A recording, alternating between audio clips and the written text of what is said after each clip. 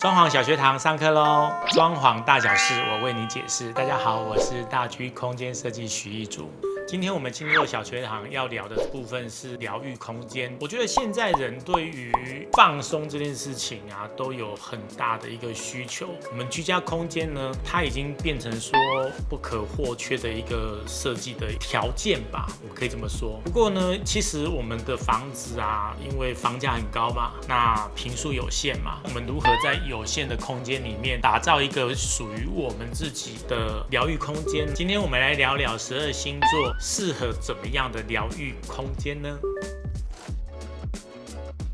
为什么会有疗愈空间名词的需求？其实最主要是现在人的生活压力都很大，尤其是居住在城市里面，所以疗愈空间对于每个人来讲的话，事实上就是一种放松心灵的感觉。在现在社会才会有疗愈空间这个需求出现。对于人来讲，最大的疗愈效果其实是自然，因为自然它不是一个框架，不是一个封闭的空间，所以像花草树木啊、微风啊、日照啊等等，都会让我们有一个被舒缓的感觉。最常做的就是到我们小公园去散散步啊，或是说有一些盆栽可以欣赏啊，马路中间的一些安全岛的绿意啊，它都可以舒缓我们在于情绪上面的给压制。所以我们在我们的居家空间里面，可以用有限的环境，然后简单的设计，就可以塑造一些专属于我们自己在居家就可以得到的一个疗愈的小角落。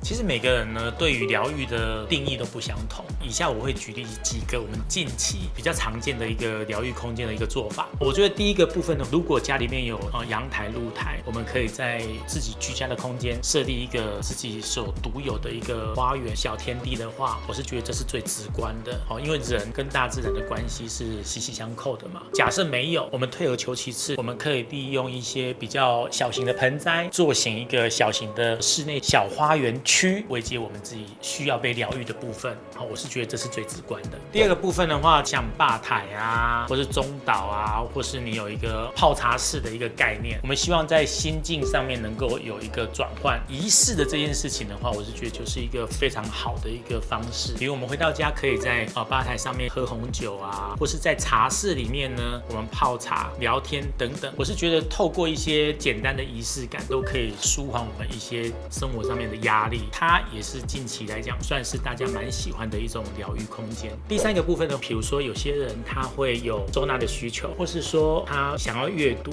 或是打电动，或是享受一些比较独立型的氛围，但是又不想要好像与世隔绝的感觉。那我觉得这样子的逻辑，它就可以在公共区域里面展现出像卧榻或是多功能室的这样子的空间，有点是闹中取静的一个概念。我觉得这是一个很不错的。第四项的部分的话，我是觉得要特别提出来讲的，就是我10个案子来讲，至少应该都会有6、7个女主人会提出说她家想要有更衣室。那我是觉得整个盥洗的行为跟保养的行为，对女孩子来讲，其实真的就是一种身心灵的洗涤。以现在都会女孩子来讲的话，卫浴及更衣室的一个空间的结合，可以做一个非常有效的一系列的一个安排。我觉得这样子的一个疗愈空间，对女孩子来讲的话，应该是梦寐以求的。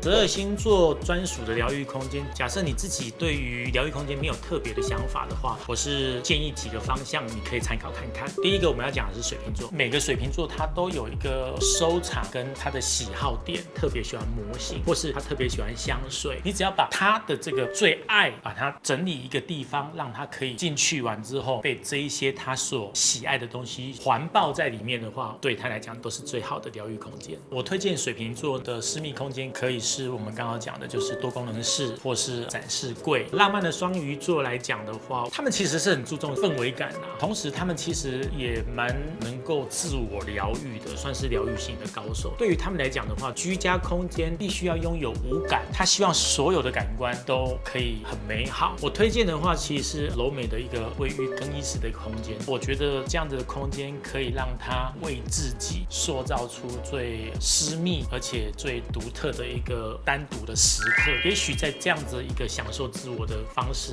我觉得这样的空间对他来讲就是一种抒压。第三个部分我们要讲的是牡羊座，其实我们面对热情直爽的牡羊座来讲，因为他无法忍受狭隘的空间啊，我是推荐阳台或是有露台，那他可以把外空间然后连贯成客厅啊、餐厅啊，或是阅读区，它可以拥有光，然后开阔性的感受。我是觉得这样子的逻辑对他来讲应该是最好的一个疗愈的方式。第四个部分我们要讲的是金牛座，那许多人都会觉得金牛座有一点点小气，那其实我是觉得他最主要应该是重视 CP 值啦，所以我推荐多功能室应该是金牛座比较好的一个疗愈空间，因为它不仅可以结合像运动啊、阅读啊、拉门的部分的话，它就可以让空间多功能又兼具私密，然后打开的时候它也可以让空间有开阔感。我们接下来要讲的是双子座，双子座其实把仪式感呢当作是生活很重要的一个部分哈，所以我觉得像吧台、中岛的部分是很适合他们的，因为它可以在其中享受不一样的氛围，然后可以喝个红酒就可以享受那种微醺的感觉，或是像如果茶室也是一个很好的一个疗愈的概念，它就可以泡茶，或是跟3、5好友啊，可以在里面社交。我是觉得像中岛或是茶室这样的空间的话，是很适合双子座的。接下来我们要讲的是巨蟹座，其实巨蟹座他很在乎的是一种安全感，我们不可能家里面有这么多的小空间可以让他窝嘛，所以我推荐的是卧榻，像他在卧榻上面如果有一些抱枕啊，可以让他窝在那边享受自己独立型的一个安全角落，很像小仓鼠这种被包覆的感觉，所以我蛮推荐就是卧榻区这样的设计给巨蟹座的朋友。接下来我们要讲的是狮子座的朋友，大气的空间对他来讲应该是很标配的需求啦，蛮推荐开阔的公共区域，然后他如果可以拥有一个同样开阔的露台、大面的落地窗、一望无际的这种感觉，我觉得对于狮子座来讲的话，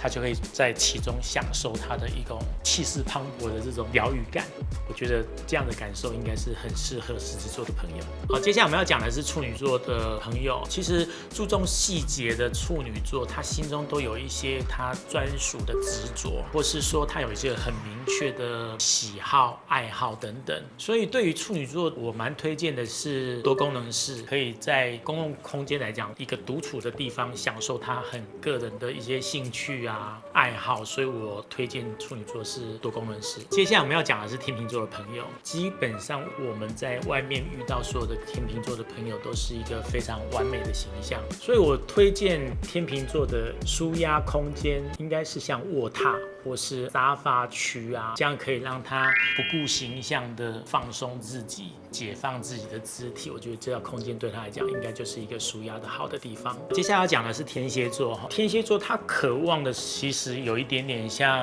他可以在自己的空间里面享受孤独，或是享受那一份甜食伤口的感觉。就这个需求来讲的话，我蛮推荐的是比较隐秘型的露台跟阳台。那在白天的时候，对于天蝎座，我是觉得就是一个很好的地方。那如果说以在夜晚的话，我是觉得多功能室的卧榻区，或是说比较私密的一些空间，可以让他享受自己而不受干扰。我是觉得对于天蝎座都是一个很好的疗愈空间。我们接下来要讲的是射手座，其实在外社交能力满点的射手座，在居家的需求，我是觉得它相对是比较少的啦，也不能说没有。爱好自由奔放、不受拘束的射手座，我蛮推荐就是露台吧。也许露台这个空间可以让他没有被空间拘束住，所以我是觉得露台应该是射手座一个很好的疗愈空间。接下来我们是摩羯座的朋友，其实对于空间氛围啊极度重视的摩羯座，任何一个环节他都不想要出错，他追求的事实上是整体空间上的氛围感，还有风格，然后极致的实现。摩羯座他本身是很清楚他自己内心所好的部分是什么，所以我是觉得说循序渐进的跟设计师讨论你的风格啊，你所需要的所有的细节，我觉得家的每一个角落都是你的疗愈空间。不知道今天所推荐的疗愈空间有没有讲出大家心中的渴望呢？谢谢大家收看今天的星座小学堂，我是大居空间设计许奕竹。如果有任何的星座或是设计的问题，都可以在下方留言询问我。节目到最后呢，呢，要提醒你千万不要忘记订阅我们，然后开启小铃铛。那星座小学堂，下次见，拜拜。